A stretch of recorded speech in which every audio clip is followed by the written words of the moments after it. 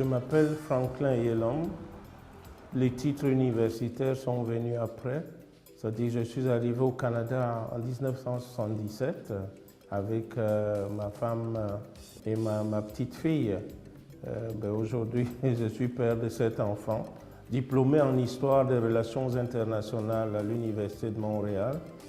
J'ai eu à travailler sur le Cameroun depuis mon arrivée au Canada. Malgré mon long séjour au Canada, je n'ai jamais laissé le Cameroun de côté, puisque toutes mes études, que ce soit le 2e ou le 3e cycle, sont basées sur l'histoire du Cameroun, c'est-à-dire l'époque coloniale en général, l'arrivée des Allemands, ce qui m'a permis de rédiger un premier livre qui a été tiré de ma thèse de doctorat, c'est-à-dire le partage du Cameroun entre la France et l'Angleterre pendant la Première Guerre mondiale, qui a été publié chez Harmattan en 2003.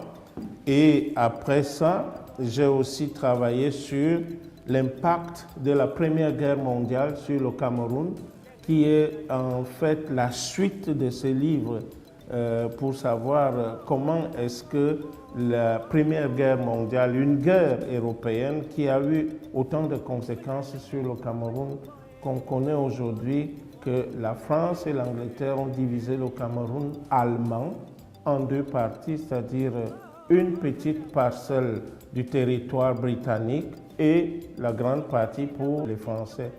Aujourd'hui, on vit avec ce problème, à savoir que le problème anglophone se pose au Cameroun. Et dans mes thèses, ce qui peut parfois même frustrer certains Camerounais, je me pose une question fondamentale. Est-il raisonnable de se diviser à cause d'une langue qui n'est même pas la nôtre? La langue anglaise et la langue française, ce sont des langues coloniales. On nous l'a imposé, on nous les a imposées. On nous a imposé une division barbare. Et aujourd'hui, je ne peux qu'appeler les Camerounais à être sensibles à cette réalité-là. Un gars de Bamenda, il parle anglais, il mange le plantain comme moi. Moi, je suis du centre-sud. Pourquoi se taper dessus? L'Occident a toujours eu ce privilège de nous diviser pour bien nous gouverner. Et c'est un appel que, en tant qu'historien, en tant que professeur, je demande aux Camerounais de raisonner là-dessus, de réfléchir au-delà de considérations politiques, à savoir que bon, on est gouverné depuis tant d'années, on ne nous a jamais donné le privilège, nous aussi, d'accéder au pouvoir. Moi, je n'ai pas ces considérations-là dans ma vision. Ma vision est une vision purement historique, devant laquelle je suggère fortement à mes compatriotes de revenir aux racines.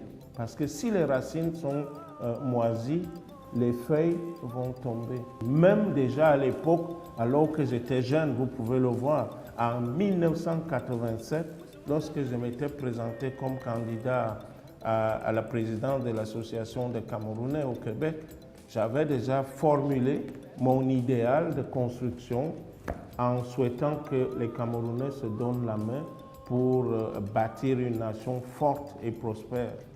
Laissez-moi vous dire quelque chose peut-être qui émane de ma formation. Je suis historien de formation.